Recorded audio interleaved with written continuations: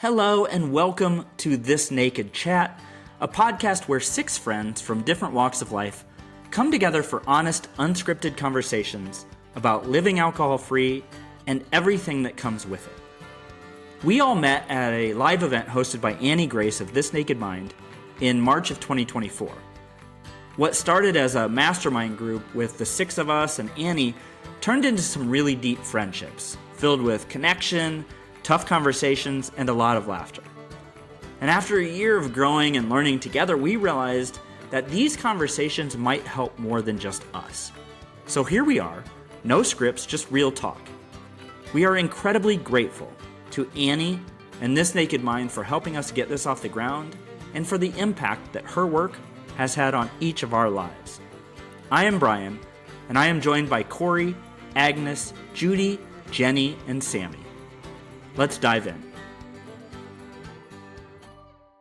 There we go. Hello, everyone. Hello, Brian. Hello, everyone. So today we are going to talk about fear. And the topic was written as fear of stopping to drink or anything else that you're looking to change or we are looking to change. Technically, fear of change is fear of change. the summation. Got it. Yeah. Change is hard, Well put. no matter what, good or bad. Change is hard. Yeah. Who wants to start? Well, I'll just Guess who? what comes to mind. There you go.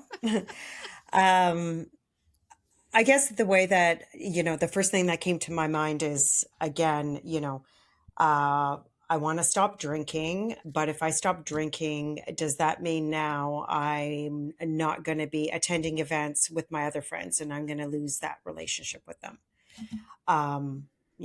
That type of fear comes in. And again, it's what fear is greater, the fear of continuing to drink and what impact that is making in my life, or the fear of not drinking and the changes that what that impact looks like. And, going with whichever fear is, whatever one is greater, right? And you get stuck in that. So both of those, fear of continuing, this is what I'm just in my head right now. Both of those, fear of continuing to drink or fear of being thrown out of your social circles, all have to do with community. Yeah. If I drink, I don't have good relationships. If I stop drinking, I have to change relationships, and that's hard, period. Yeah. So fear is just a part of our lives all the time. And it's hard. It's hard to make those decisions. And that's why change can be really, really difficult, because it's which fear is greater. That's the one that you're going to lean towards and stay in that fear. I think it seems, and maybe we talked about this before, but it's almost a fear of unknown, right? Mm-hmm. Like at least where you are, like the situation you're in, you might not like it, but you understand it. So it becomes, even though you don't like it, you control it a little bit more, maybe something like that. Or at least you know it. Yeah. I mean, that's you. I mean, that's the devil you know versus the devil you don't know. I was just going to say that. Yep. So it's a whole bunch of that fear of the unknown, and it manifests as all of this, like, am I still going to have my friends? Am I still going to be able to, do the things I've been doing? What does it say about me now? About what I've been doing now? I mean, it's just this whole bunch of unknown. Yep. And I think it extends far beyond just, am I going to lose my social group? Am I ever going to be able to fall asleep? Am I ever going to be able to let go of my stress at the end of a work day because nothing else works? How am I going to enjoy cooking a meal without a glass of wine next to the stove? I mean, there are so many little things. And to extend Judi's point about community, I mean, yes, And it's also being willing to learning to feel safe within the internal community that is all of our little pieces and parts, jabbering at us. And I think for me, that was the far bigger piece. It wasn't the external social circle. It was learning to be comfortable with my own internal community. That seems to be driving people to, maybe not driving people, but like to undo that change too, right? Like once you make it, and then you do realize that maybe that does mean more alone time or isolation. And then so you think the only way to change that is to go back to the old behavior, because at least then, it's almost what it feels like. I'm hearing that out in the world nowadays of like, maybe I'll start drinking a little bit again, when it's particularly to drinking. It's Well, interesting. what's familiar feels safe. Right. I like Jenny's point a lot, though. It's like, Yeah. Yep. I mean, with any change at all, it's that interior community you have Yeah. to. I mean, you got the whole corporate office in there trying to direct your different levels, and depending on what personal work you've already done, sometimes that corporate office isn't as accurate in helping determine what you should be fearful about and what not. But I like Jenny's point a great deal, because until you straighten this out, none of this matters at all. It's interesting there too, I guess, though, to your point, like a lot of people probably come in and haven't done some of that work, right? I'm thinking of specifically like in like the recovery type industry. So like that's the first time, this happened to me too. That was the first time where I had to do some of that internal work. And that's tough work, or it can be, I guess. So like what I guess I was thinking about is like, it's not necessarily to do it ahead of time. Like I wouldn't put it off, like making a change to do the internal work, I guess, is what was in my head. They kind of go hand in hand, maybe. 100%. And I also think the like community and the internal work go hand in hand. I mean, I think a lot of times we think that like, we have to do all this internal work in isolation before we're allowed to be in community with other people. But I think really that you need both, like one will be better for the other if you can kind of have a mix of all of the above. Yeah. I think too, it's worth mentioning, at least for me, that first of all, the journey to alcohol freedom is not only not linear, but it's not, the alcohol, as we have mentioned numerous times, is not the problem, really. Yeah. And yet we get lulled by the wider world into believing that everything overnight is going to be rainbows and unicorns. And I think it's just important to acknowledge that it's not. And, now the shit show begins, right? So I was reading this again this morning and got to a place, and Wait, I guess we should say what that is. Sorry. Oh, true. Hello, this is not just a visual medium, is it? Martha Beck, The Way of Integrity. And I think this is relevant, but I'm making this up as I go. So the change to stop drinking is a big change. But she also talks about our fear of any change at all. And then we translate that fear into scarcity and make it all impossible. I can't possibly do that. Nope, too much. And she uses a metaphor, which I really am very fond of, wherein if you're flying on a 10,000-mile journey on an airplane and you have a destination, but you make just a 1-degree change each day in your trajectory over that 10,000-mile journey, you will quite obviously end up in a very different place than your original plan.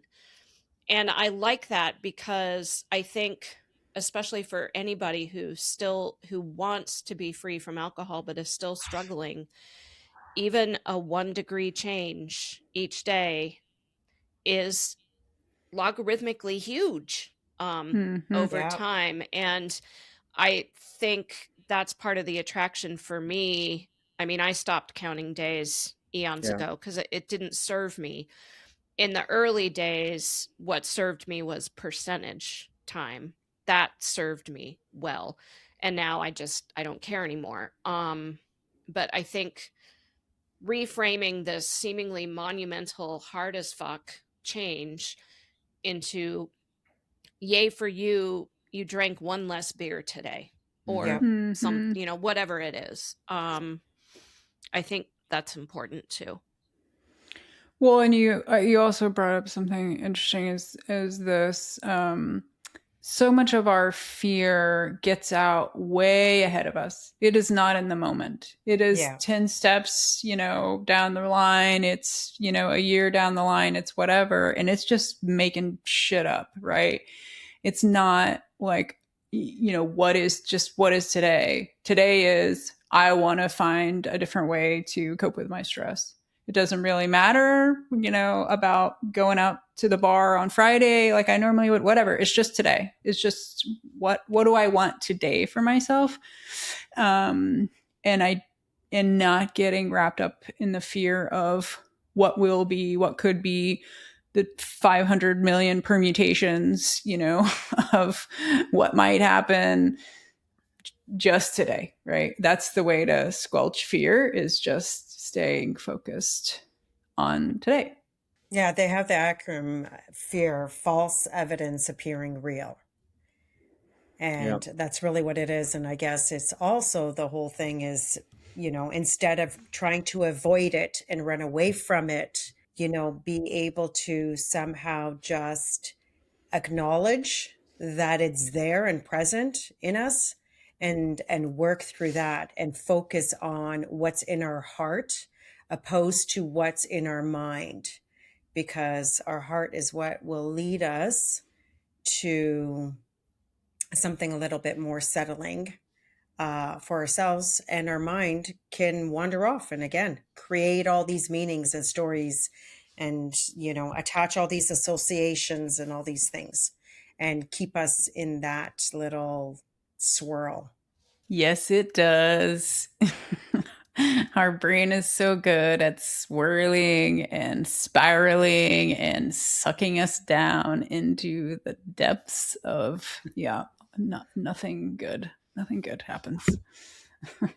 This episode is sponsored by The Path by This Naked Mind. It's a year-long program that combines expert guidance, daily support, and a connected community to help you take back control of your drinking so that you can wake up without regret, trust yourself again, and live a life that doesn't revolve around alcohol. Unlike the programs that focus on your behavior alone, The Path helps you eliminate the desire to drink using science-backed content, world-class coaching, and a compassionate community that really, truly gets it. So you can feel confident and in control of your relationship with alcohol without shame, without rules, and without missing out on the things that matter most.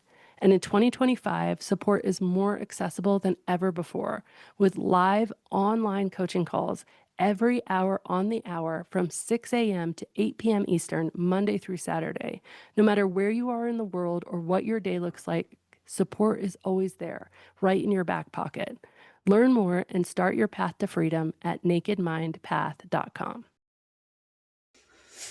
How do you play this out as there is no fear but fear itself? Mm-hmm. I mean, I always hear that, right? Yep. I mean, it's true. There's like, you know, you could parse it out in the whole, like, what is fear versus what is anxiety thing, you know, like, yes, we have, like, you know, this deep in our brain, the amygdala response that's been there for, you know, millennia. That is an appropriate response to actual fear. But that, if it is true fear, it subsides very quickly. You know, the fear that, I think that was John Kennedy was referring to was like Roosevelt. It was Roosevelt that said that, yeah. Oh yeah, Teddy. Was like anxiety, right? Like we're like the only thing that's stopping us, the only thing that's getting in our way is our own anxiety about this, our own fear about this. There's nothing, the real obstacles we could overcome. You know, so it's fear of choice. Is fear of choice in some regards. I mean, yeah, our amygdala, our nervous system, based on our whole history, our genetics, our nervous system can be like, woohoo, right? But can we choose to not play into fear and choose out of fear? Yes, I think so. Were you asking then how, Judi, kind of? I'm just saying, can we? Curious. I mean, because I went through a long period of my life but it was an anxiety, was it fear, it was a combination, you know, 6 of one, half a dozen of the other. I went through a long period of my life. And then I finally got to a point, it's like, what am I doing? Why am I beating myself up this way? Because a lot of things I was totally afraid of, when I got weeks into it, I was like, wow, that didn't even come to fruition. So what's the big do? Because is that also not addicting behavior or behaviors of addiction? Because we get addicted to the drama of fear, do we not? Because it's drama sometimes, fear. Well, it's bringing it to the conscious level, really. And it's bringing what to the conscious level? The fear, that feeling, that thought, whatever is there, and realizing, okay, like what is really going on here? Now, is this a whole body sensation that is activating something, or, you know, where are these thoughts coming from? And going through that false evidence appearing real. Where's the facts? Where's the truth to that thought that I'm thinking right now, or what I'm feeling? But you have to take that time to sit back and say, okay, what's going on here for that second or not? And that's where you can decide, okay, is this real? Like, are we going to feed into it more? Or are we going to say, okay, you know what? This isn't working for me. And again, that's that whole internal family systems telling that part of you, or whatever the case may be, okay, you're safe here. There is no danger, or again, we can't predict the future. We have no idea, and we have no control over anybody else as well. So we have no idea how anything's going to evolve, and what's going to surface or come out of anything we say or do at that point. So that's choice. I do think choice. Yes. I think it's choice. It is a choice, but I do think we're probably brushing over a little bit about the impact of trauma here, and that, you know, that's the nervous system, but that's the nervous system, amygdala. Yeah, exactly. That is like burned into your brain. And so, yes, you absolutely can have this like very visceral fear, runaway anxiety that it probably it's not a choice. I mean, you're sitting in the middle of it, and there is like you cannot perceive of a way to get out of that. And that is a whole different level that needs like more different modalities of therapy and stuff. Like, you're not just going to choose your way out of that. And so, but you can choose how to manage it. You may not choose your way out of it, but you can choose, therapy, right? This modality. Yeah, having some recognition of it, like, hey, something else is going on here, and I got to address this a different way. That's super important for sure. But yeah, and it's also not your fault if that's 100%. the kind of fear you're experiencing on occasion. Correct. Yeah, for sure. But is fear our fault? Anyway. No. Mm-mm. No. No. Any kind of fear. Mm-mm. I think it's No, I just don't think built into it. We're Yeah. born with that sensation because it's a felt sensation at first. And I it's think. necessary for survival. Yes. Bottom line. Mm-hmm. Exactly. Yep. Yeah, I don't think it's your fault. I think you can take responsibility for it. I mean, there's a ton of shit that's not your fault, but it's on you anyway. So you got to figure out how to, take responsibility for it. Change it if you want, but it's not your fault. And Yeah. to do that, you need to have self-awareness and it has to be conscious. So again, you need to play that in to see exactly what it is. And I think that a lot of things also, in society, things are normalized at times that, may not sit well with us. And then this again could be one of those whole trauma situations, the trauma that we're feeling, but it's normalized, like this is just normal. And but our body's going against it. And then that fear again comes up, which again, fear to uncomfort, which one is greater? So it just seems like that word is so broad. Well, and that's a good point about like what society tells you to do and what's normal. And, society tells you to push it away, push it down, ignore it, push through, blah, blah, blah, which we all know is BS. That doesn't do anything for you when you just push it down. You to your point, you got to bring it up to the conscious level and figure out, what's going on and what you want to do with it.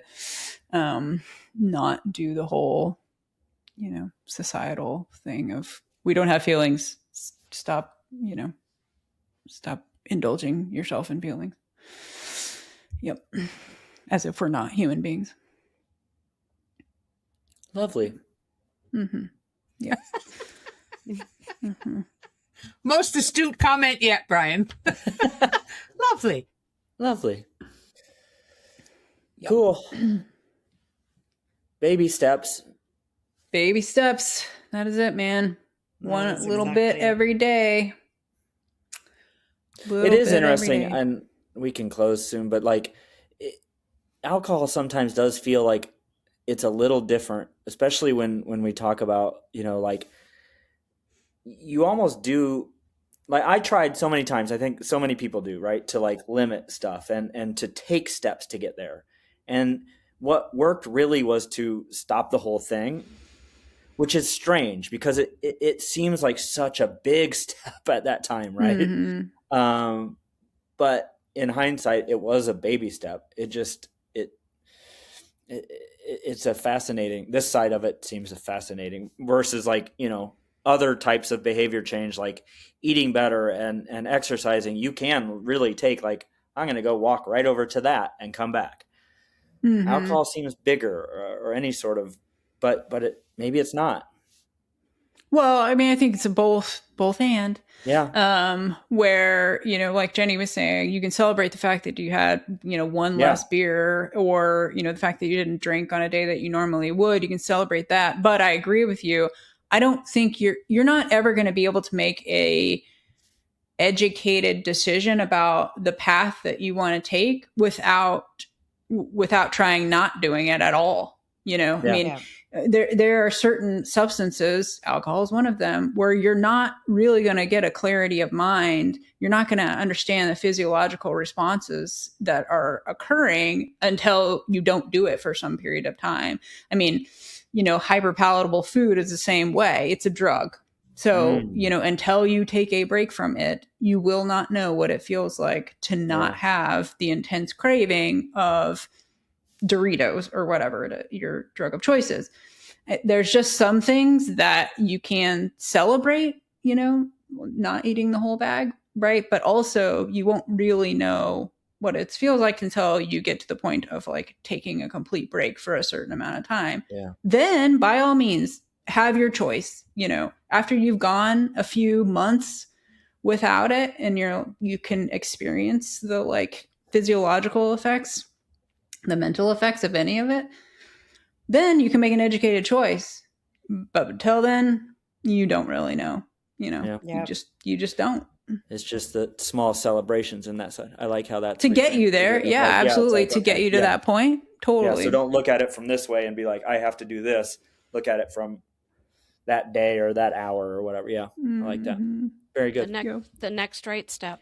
Yep. Exactly. Yeah. Except now I'm going to go buy a bag of Doritos. Thanks a lot. It does sound really good, Kori. Sorry, my bad. Kind of love that MSG. Sometimes it's hard for me to even think about like what an example of that stuff is, because it doesn't even cross my mind anymore to eat that shit. It doesn't even sound good to me. It sounds like a stomach ache to me. It made me salivate, but that's Sorry. Lovely. Lovely. All right, crew. Good work. See you next week. You're the best. Bye, everybody. See ya. Hey, that's it for today's episode. Thank you so much for listening.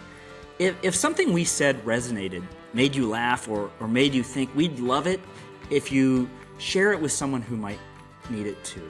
And if you're curious about going alcohol-free or just ready to feel more connected to yourself, check out This Naked Mind.